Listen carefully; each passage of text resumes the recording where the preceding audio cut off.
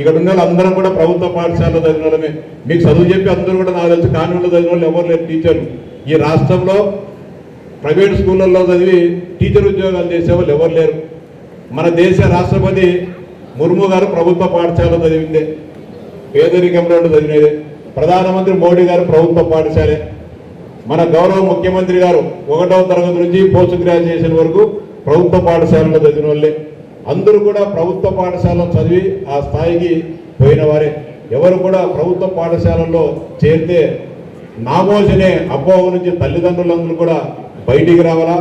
ఆ మేరకే ఇటీవల 10వ తరగతి పరీక్ష ఫలితాలు వచ్చినప్పుడు భారతదేశంలో ఎప్పుడూ గతంలో ఎక్కడ లేని విధంగా మన గౌరవ విద్యాశాఖ మంత్రి నారా లోకేష్ గారు ప్రభుత్వ పాఠశాలల ఘన విజయం గురించి అన్ని పేపర్లను కూడా ఫ్రంట్ పేజీ యాడ్ కూడా జరిగింది.